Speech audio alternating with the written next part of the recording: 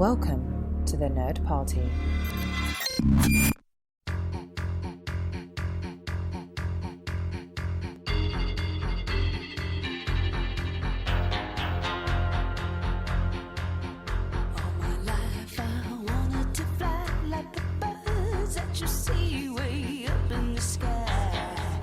Hello and welcome to another episode of Missing Frames. This is the podcast where we watch all the movies we should have seen by this point in our lives. I'm your host, Shawn Eastridge. Returning to the show at long last is my wife, Sarah. Hello. Hello, welcome back. And I want to first and foremost thank everybody out there for their support. You've been sending in comments. You've been sending in iTunes reviews. My heart is so full. It's overflowing with joy and love for you. I want to give particular shout-outs to the most recent review from Awful Dreams. I don't know who you are. I also hope your dreams aren't awful. This is one of the best. This is really what I aspire to as a podcaster. But their review said, "Love to listen to this podcast as I road trip. Shawn has the perfect podcast voice." That's all I've ever wanted. I feel like your head's getting a little big. It could be. Do you think I have the perfect podcast voice? Sure. All right. That's good enough for me. So thank you to Awful Dreams, and thank you to everyone who's been sending in suggestions for what movies we should do. We had one I am desperate to do for the Matrix back in December. Listener Jonathan suggested The Matrix. It's the film's 20th anniversary. I can't find anybody who hasn't seen The Matrix. So if you can think of anyone, let me know. Also, please leave us a review and a rating on iTunes. It helps us out tremendously. And again, thank you so much for listening. Now let's get on to the point of the show. It's another anniversary episode because we've just been doing those. That just seems like the right thing to do. It's the 30th anniversary of Bill and Ted's Excellent Adventure. And they just announced that the third movie, Bill and Ted Face the Music, is going into production. The time feels right to give this one a rewatch. And Sarah, you have never seen this movie or its sequel, I need Bogus a first Journey. Watch. This is your first watch. Yeah. So what do you know about Bill and Ted's Excellent Adventure? Not much. I know Keanu Reeves is in it. It's true. Who else is in it? That blonde British guy that Well, I feel like I've he's never... He's not British, He's not? but he is blonde. It's Alex Winter. And this is really his big thing. I think he was in a couple other things. He was in The Lost Boys, which The vampire movie yeah, with I haven't seen Kiefer that. Sutherland? Yes, correct. I have also not seen that, but I feel like that the movie poster's in my brain for life for some reason. I think Alex Winter is So on the iconic. movie poster, so you have some idea who he is. But is that it? That's all you know? No, I know that it is time travel-y, and they like time travel in a TARDIS. Do they rip off the TARDIS? It is basically Isn't a it rip-off a of the telephone TARDIS. It's a booth telephone booth. Yeah. Yeah, what the heck? But is it blue? No. It's just a All standard, right. boring... So not a blatant rip-off. Yeah, it's a boring but a pseudo rip-off. Yeah. Okay, so I know a lot about the Halloween Horror Nights play on our honeymoon. On our honeymoon, we went to Yeah. Universal in Orlando, and they had this whole Yeah, it for was like- Halloween Horror Nights. They did a Yeah. big thing for Bill and Ted, and we thought it was going to be terrible, and maybe it was, but I actually had a really great time watching it. Those actors were very committed. Yes. And I thought it was fantastic. And it's gone now. They got rid of gone it like forever. last year, I think. So Yeah. we saw it on the last year or the second to last year it ran, and it is gone forever. To be fair, the Bill and Ted as portrayed in that show, that's basically all you need to know. You already have a good sense of who these people are and what the vibe of this movie is. I feel like there's a lot of catchphrases. Like, There are. This is an extremely quotable movie. At least it was when I was in high school. So the first time I saw this, it was a birthday gift out of nowhere from a friend of mine for my I think it was my 15th birthday. And I remember it was both the movies. He got me Excellent Adventure and Bogus Journey. double pack. I had heard of them, like, I guess somewhere, but I knew next to nothing about them. And that was the first time I'd seen them. And I watched them and really enjoyed them a lot.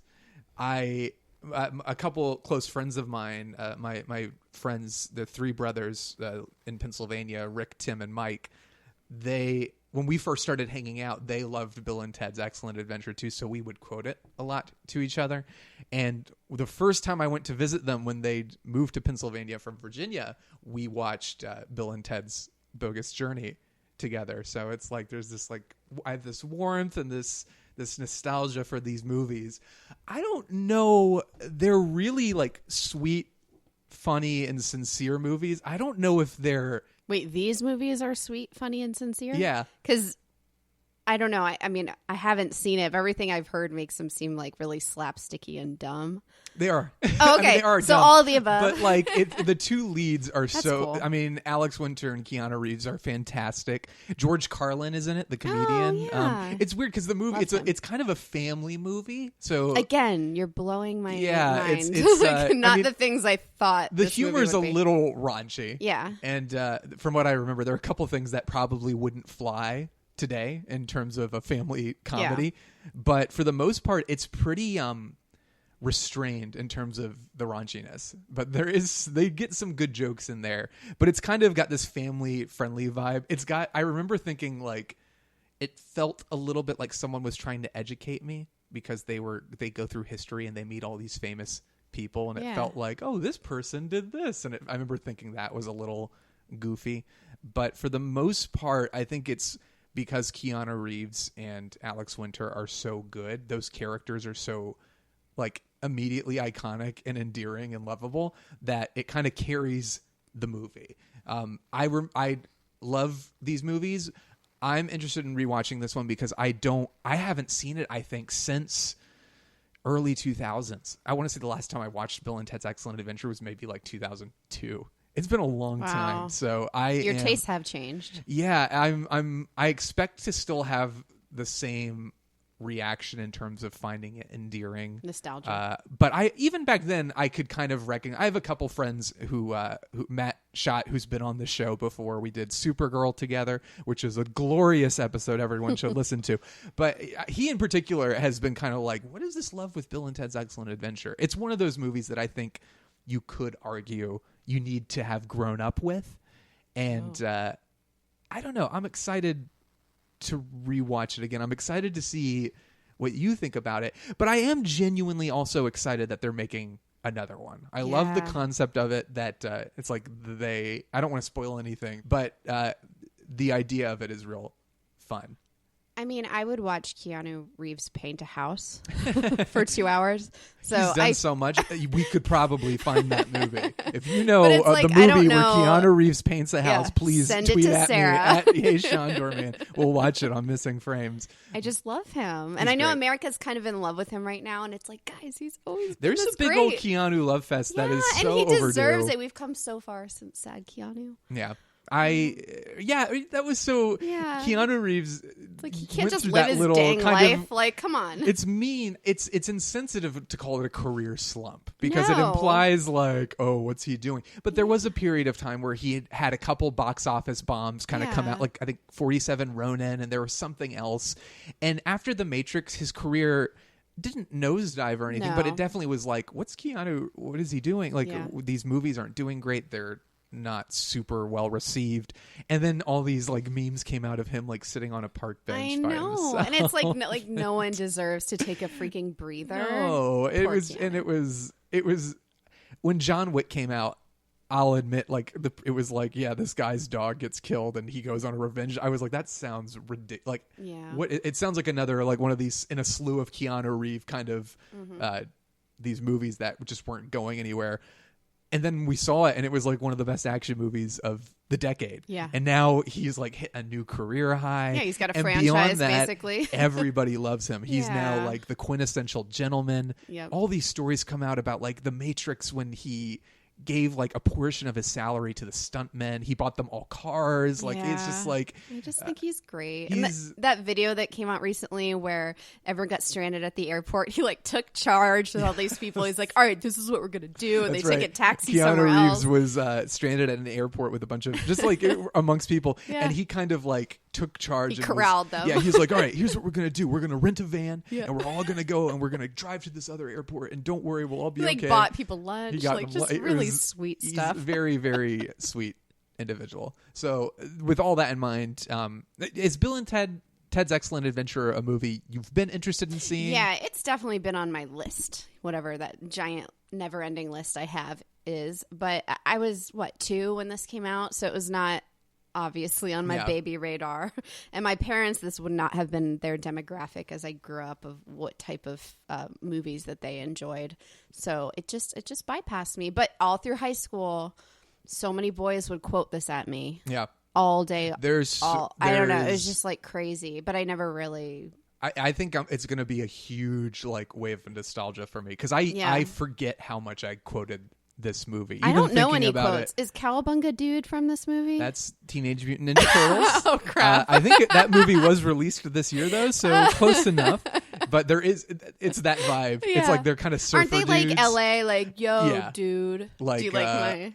That was one of the jokes that I'll spoil for you is because the whole thing is like they have a history project that's due, and it's like we don't know anything about history. And they have to go back in time. Okay, yes. So, but one of the jokes. This is a really good example of what you can expect from this movie. But the teacher calls on Ted, who's Keanu Reeves' character, and he goes, "Can you tell me who Joan of Arc is?" And Keanu goes, Noah's wife. Oh, that's this movie in a nutshell. But it's very, very charming, and there's a inherent sweetness to it that even when it gets like kind of really stupid, it's still like this is sweet. I like this.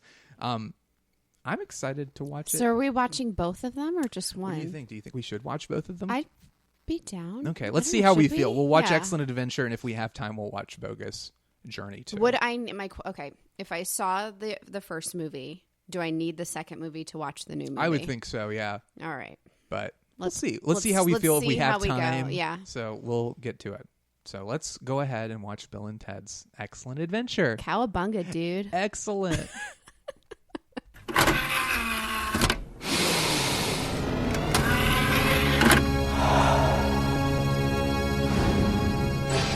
Now available to own on video cassette.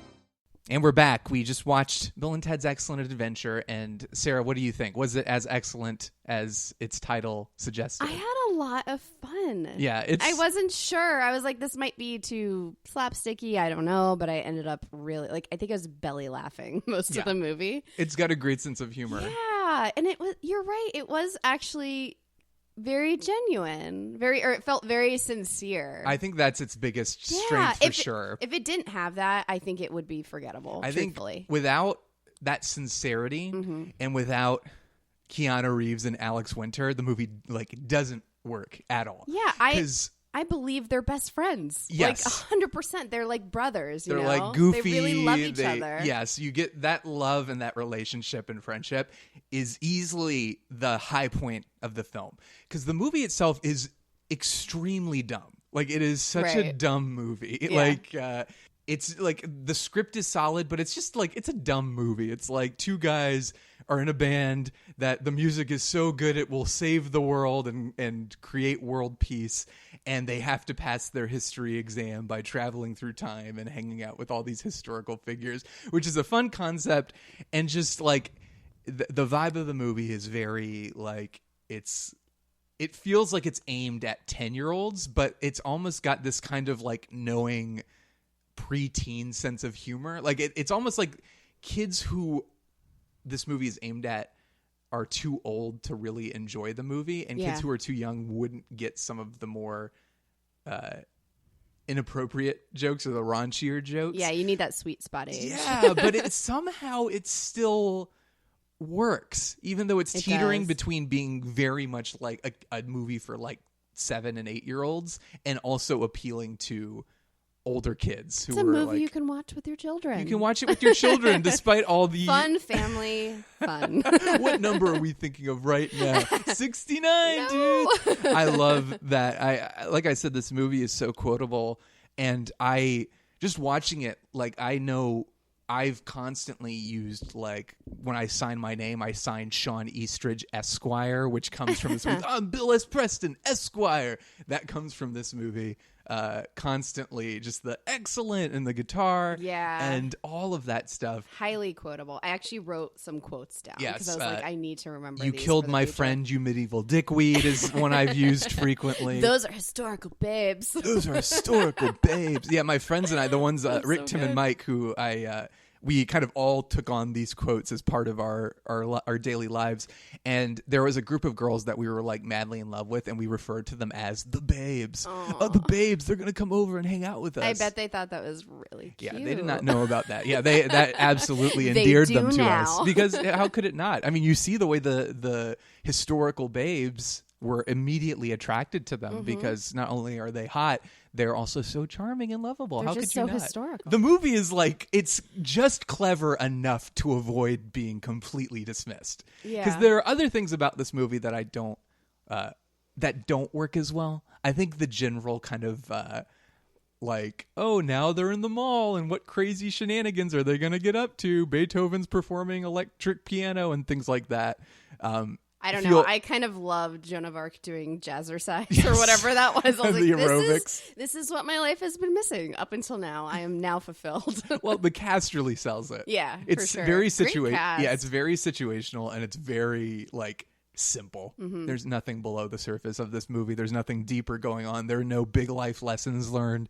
It's just like, we've got to pass our history test or we can't be in a band anymore. And it's just like, it's funny. I just watching it very quickly does a great job of establishing the stakes. Like, it's like, he's got to make it, or they've got to pass the test, or Ted's going to go to military school. Like, it's very, I was watching it from a structural standpoint, a script writing standpoint of like, oh, they do a really great job setting everything up. But the stakes are so like minimal. In Alaska? Like, is there a military? Yeah, a military school in Alaska. Alaska? I couldn't tell if that was supposed to be a joke. Like, it's like Alaska. I assume everything is a joke in this movie Yes. because every 2 seconds I was like, oh, here comes another joke. And I was always right. But what are some of your favorite lines? You said you wrote some quotes down. Oh, strange things are afoot at the Circle Yes. K. And then you were, what was it? You are dealing with the oddity of time travel with the greatest of ease. And I was like, that's fantastic.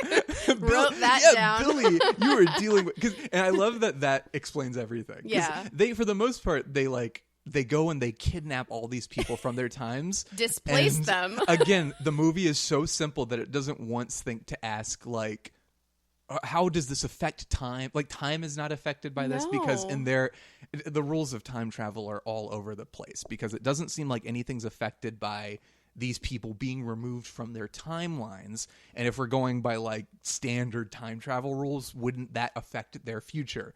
It doesn't. I think I said that while we were watching, and I was like, wait, but what happens to these historical moments that are no longer happening? Because like Joan of Arc disappears right before Genghis she sees Khan, the Napoleon, vision, right? like, all which these people inspires are her. gone, Yeah. and you would think that would cause major ripple effects. Nope. And it doesn't. Everything is perfectly fine back in California, present day. You can tell that I think that was a quick conversation between the screenwriters who They're like, nah, it's fine. The names are it's Ed Solomon and Chris Matheson.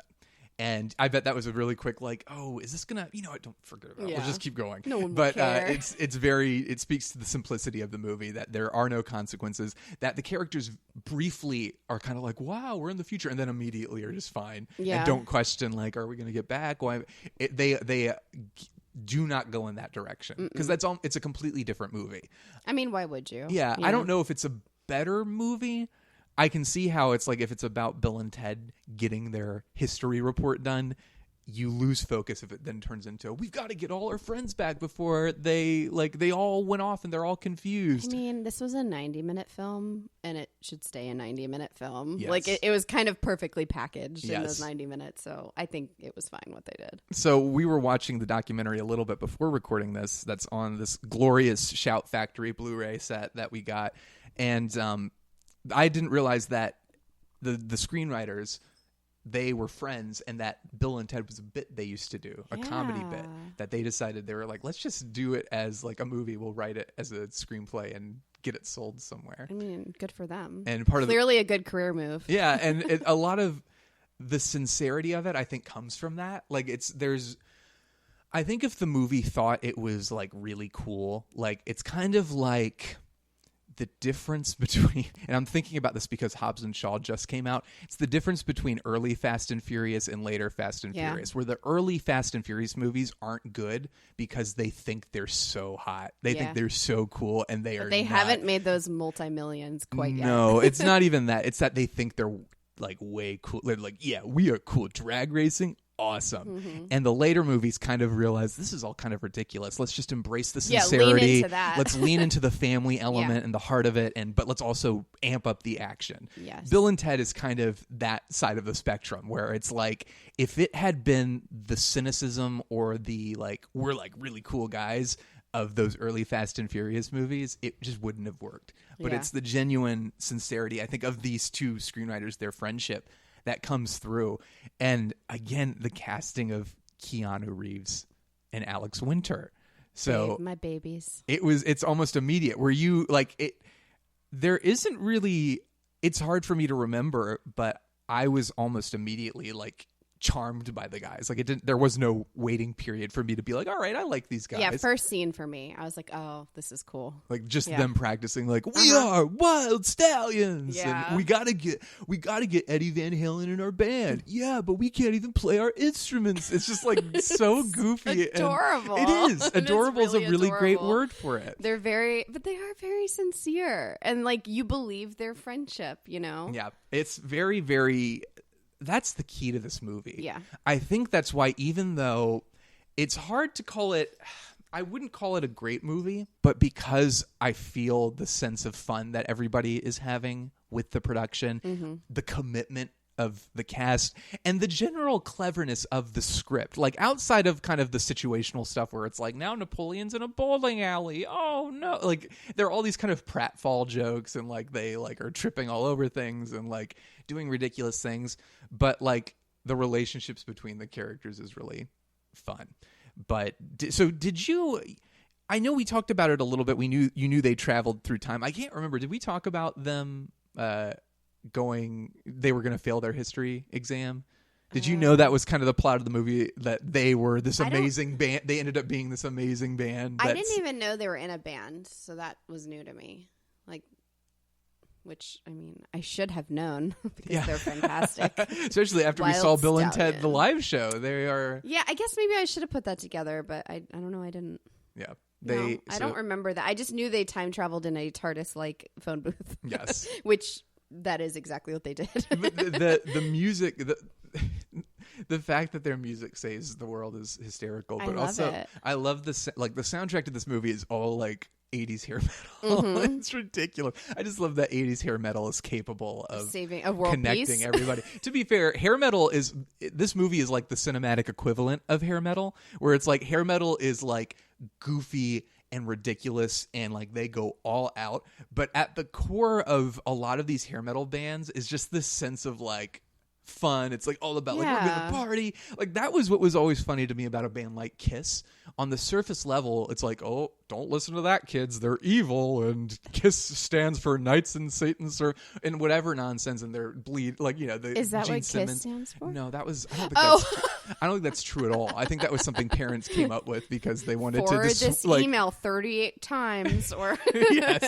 Yeah, Breitbart.com reported it back in the 70s. But Kiss, what was funny about that to me is Kiss, when you actually listen to their music, it's like, I want to rock and roll all night and party. That's their message. For and this movie is the cinematic equivalent of that. Just fun, goofy, nothing going on beneath the surface, but like you're going to listen to it and you're going to have a fun time, and maybe if you're willing to embrace it, it will embrace you back. But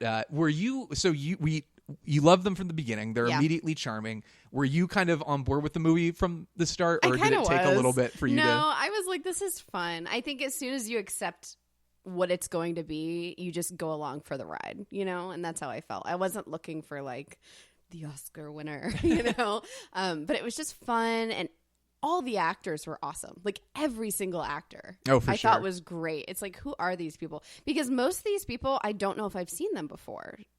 Yeah. I'm not saying they didn't do anything other than this, but they were all kind of most of them were new to me. Most of them I don't recognize from anything else. Joan of Arc, Yeah. you mentioned she looks like Winona Ryder. Yeah, I did a double take. I'm like, is that her? She But does. She even had the seriously. kind of Winona haircut of that time. Yeah, and the or face, too. In the 90s, yeah. But I was like ready. I was along for the ride. It was really fun. I really liked it. Yeah, I think it's funny. Keanu Reeves said like his gravestone for a while. He would joke like his gravestone would say, "Here lies Keanu Reeves. He played Ted." But I love that they are still so affectionate about this movie. I feel like we already went on and on about how much we love Keanu Reeves and what a stand-up guy he is. But I feel like there's a part of you that can like.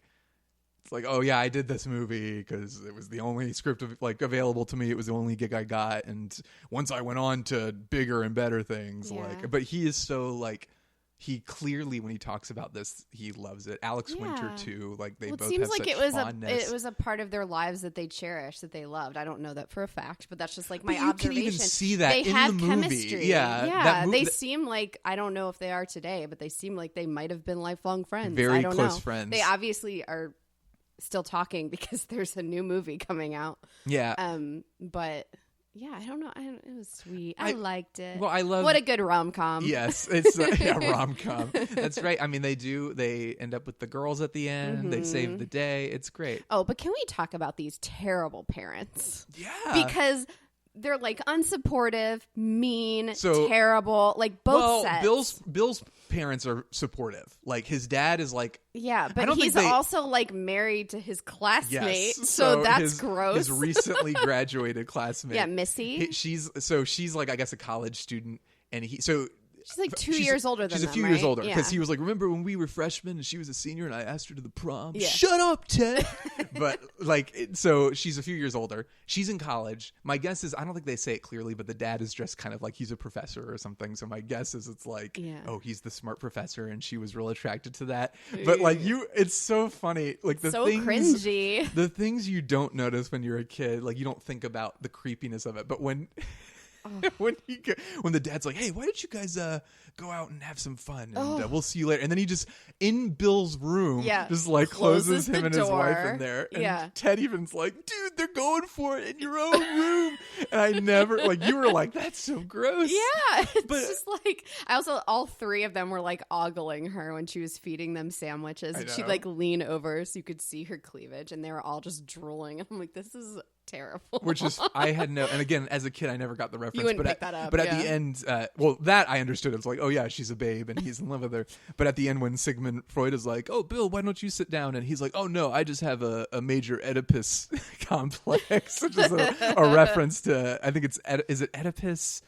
It's a play about like a guy who's, and it's not just about sounds this, but Greek. One of the elements is it's Oedipus Rex, and the guy, I think, is in love with his mother. Like he kills his father and marries his mom. Is it I think. Greek? Am I crazy? Yeah, you're It's a right. Greek play, so, right? but I never got that reference before. No, of course, the whole. I still didn't get that reference, so Shawn had to explain it to me in the movie. I was like, "What? What I'm is he?" so cultured now. This movie sent me on a path. Shawn's the smartest guy I'm just so ever. smart ever. I have the best podcast voice. Wait, so he's not gonna stop talking about that.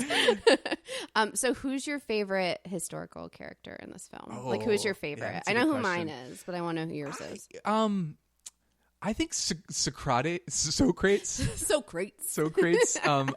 He was great. I love him because he just first of all, he's older, but he's like, yes, all of this, I love it. And I love when they go and they quote Kansas to him. They're like, oh, we are as dust in the wind, and he loves that. But I just love, because he's the oldest of the group, but he's like one of the more enthusiastic people. He is so I love him. for the ride. He's like, look, I'm Socrates. like 90 and I'm ready to party. Yes. Let's go. I think he might be my favorite. And I loved Billy the Kid as well. Yeah, he was great.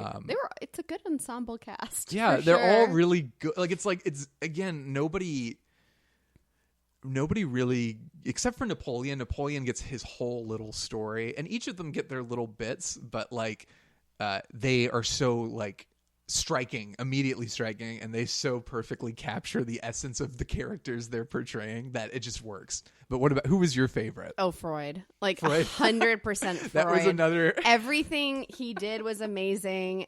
I love when they all get arrested and they're in the police station, they're being questioned, and the cop is asking him questions and he's returning his questions with questions, and he asks another question and Freud just goes, "Tell me about your mother." And I was like, oh my God, I lost it. That's another quote I've taken from this movie without realizing it.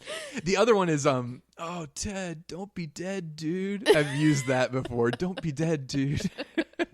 But I love when you can go back and rewatch a movie that you forgot had such an effect on your life, and just be reminded. This movie fills me with so much joy watching it, because it reminds me of being like a high schooler and like hanging out with my friends, and like all of us feeling like no girls will ever like us, but at least we have each other, and that male camaraderie and that love for each other that I think is really at the core of this movie. Yeah, it's just a bromance. They're there for each other and they love each other, and they're gonna make the music to save the world.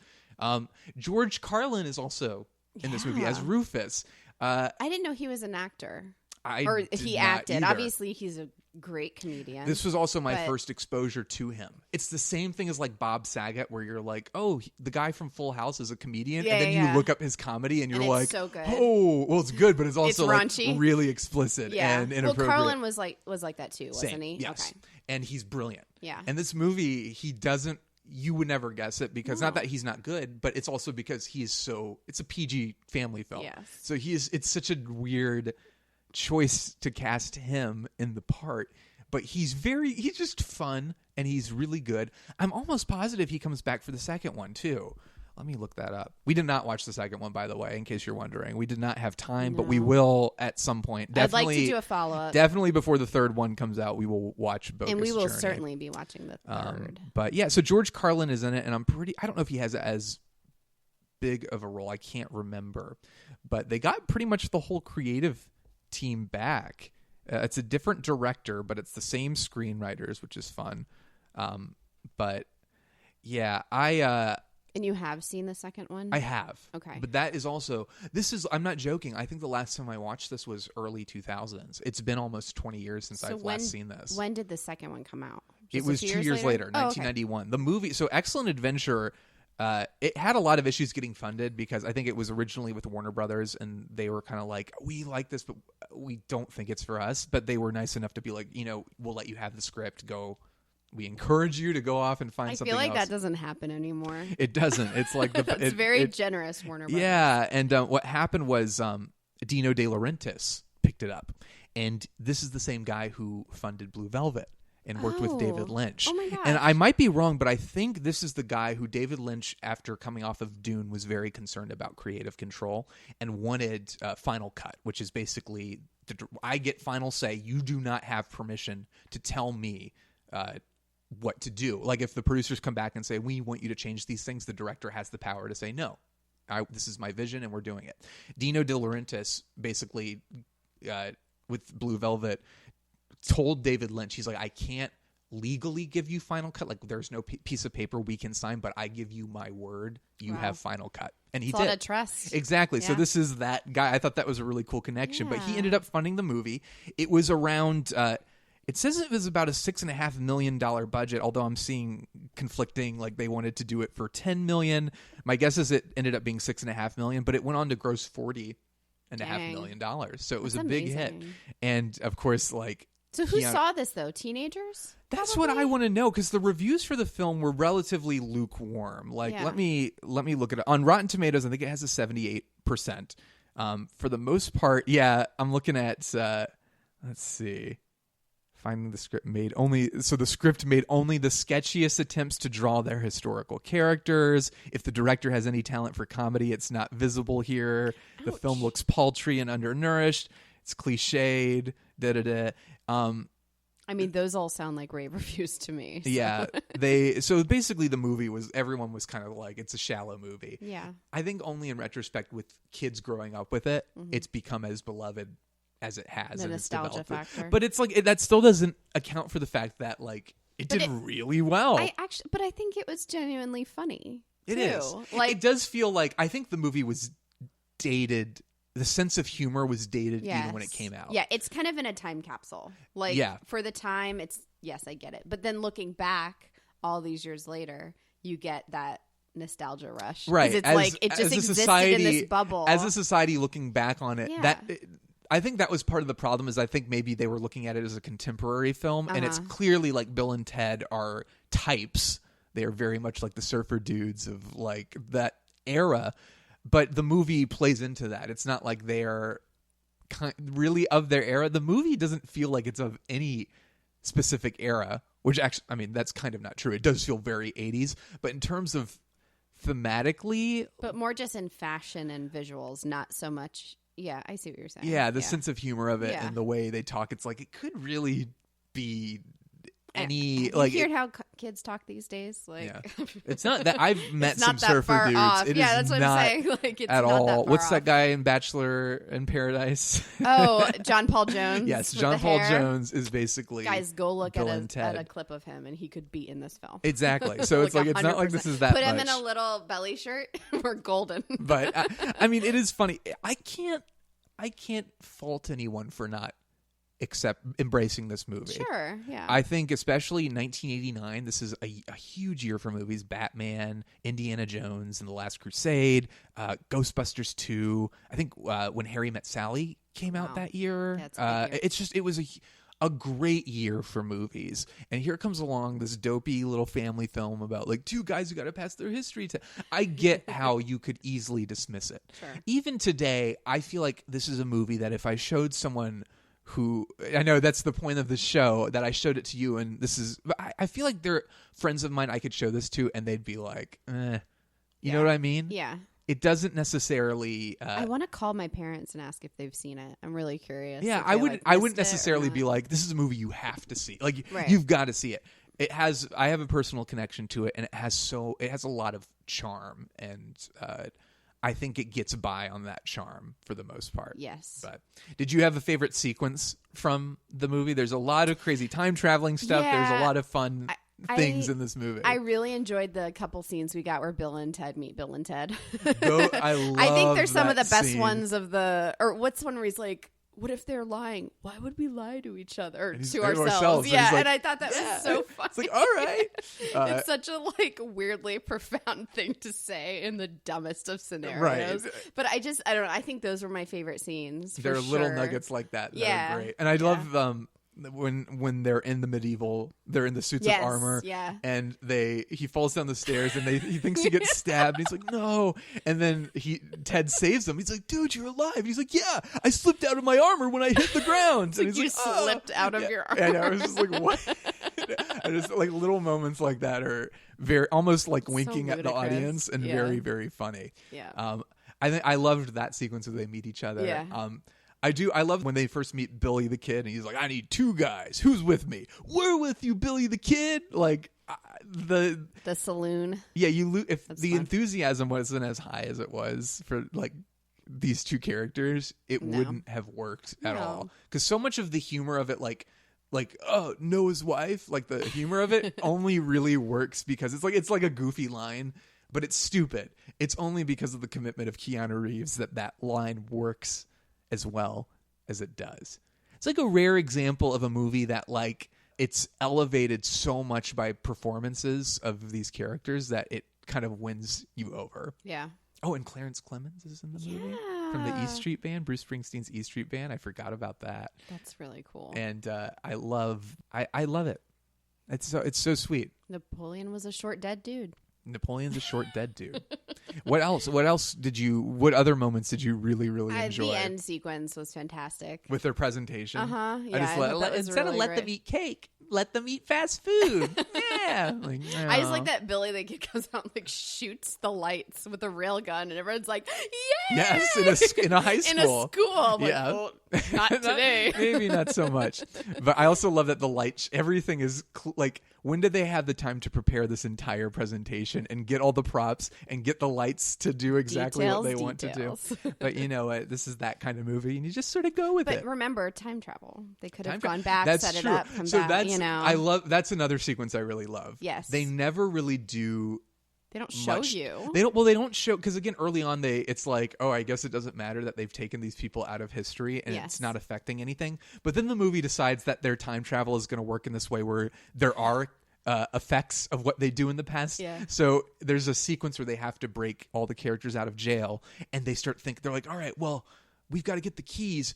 I'm going to remember, we're going to go back in time and we're going to put these things there for us. And so everything they think happens. Like they get the keys in a specific spot, the trash can. Like, whoa, they it's already there. Yeah, they set up a trash can to fall from the ceiling on the guys. I wanted the wide shot. I'm like, where did the trash can come from? I know. Like, how did this happen? I got really fixated on this. I'm like, but gravity. No, how did this happen? Yeah, it doesn't make any sense. Does not matter, and they don't Sarah. really. That's the only sequence in the movie where it's like, yeah, what we do in the past can't affect the future. So they plant the tape recorder, and then that's the only time. It was fantastic. But I loved that moment. Yeah. Anything else in particular? No, I think those were like my favorite. I mean, I liked everything pretty much. I like the weird futuristic people. I'm like, who are these people? I forgot that the movie doesn't really explain. No, what? Like, there's a monologue at the beginning where he's like, "Oh yeah, the future is super clean." From? Like, yeah, I guess and it's the same idea of like, "Oh, this is a phone booth. Like, this is a time machine we created, and it'll blend right in with San Dimas, California of the 80s." They become super famous. They save the world with their music, and then these are the people that they somehow know that they have to go back in time to prevent them from failing history class so they can fulfill their destiny. But how do they know? The time travel does not make sense. I need like a research paper on this movie. Take a moment. Yeah, take a moment, because there's no. I had to like click off my brain. I'm like, stop thinking about this. Just go with it. It is the movie's pitch of like two surfer guys from LA travel through time so they can pass their history test. That's it. I do kind of love that they're just like, audience, this is how it is. Move along. Yes, like they do not care. Take no prisoners. Just like, you don't need to know. Thank you. is now, with that in mind, that is something I think I would fault the movie for. It does not go beyond its surface level. I fault it, but I also think it's great at the same time.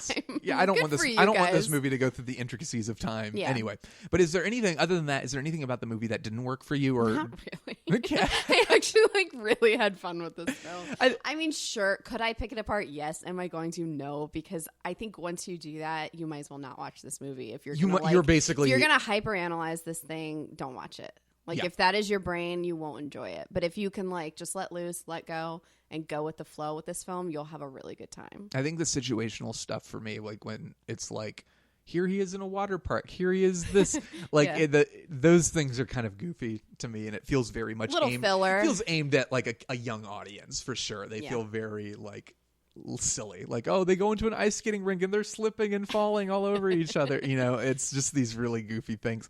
But yeah, like you said, for me, it's hard to separate myself from my emotions of watching it for the first time and being that young and having it play such a significant part in my life.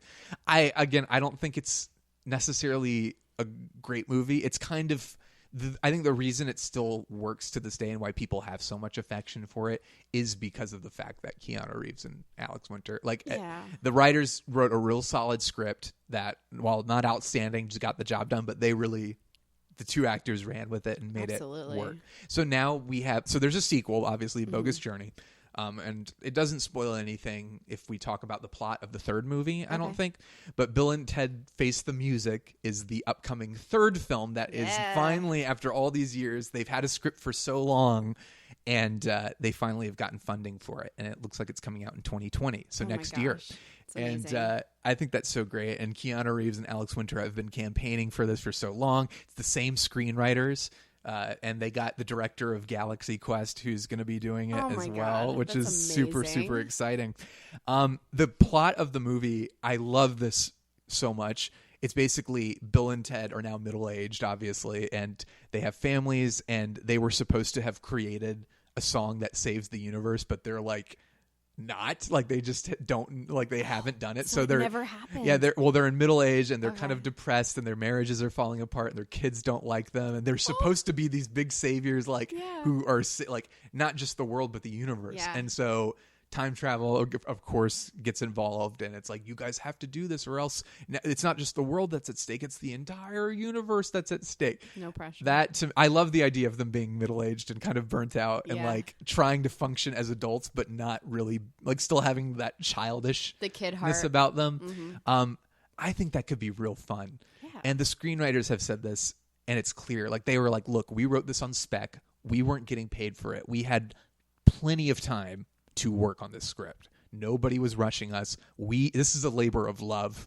And I really, I watching this movie and the sincerity of it and the fact that they have been working on it for so long, I want to believe that there's something real special with this third movie.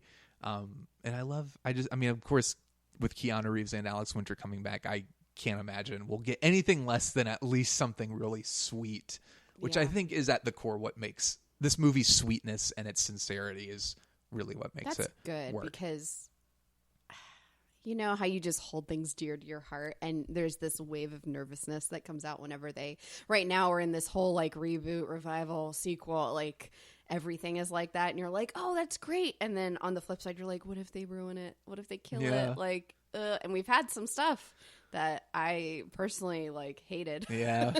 That I loved the original, or things like that. So I get really nervous. So why did you make me love this? Because they better, pull through. I think they will, or it'll be all your fault. And I'm very, very hopeful. You'll want to watch Bogus Journey. Yeah, I'm down. I'm totally down. I remember Bogus Journey being a little less clean than this movie. By clean, I mean it's a little more convoluted and ridiculous, and it just tries. Bring it. It just goes way overboard in a lot of ways, but there are things I remember about it that are really Are they still fun. In high school? I can't remember. Okay. I think they might be out of high school. I couldn't tell what age. Are they seniors here or like juniors? I think they're supposed to be like they don't seem juniors like or sophomore. seniors. No. I thought they were like juniors or seniors. I wasn't sure. Yeah, I'm not exactly sure. And the fact that he's being sent off to military academy, maybe that's like he's supposed to be graduating this year. I don't know.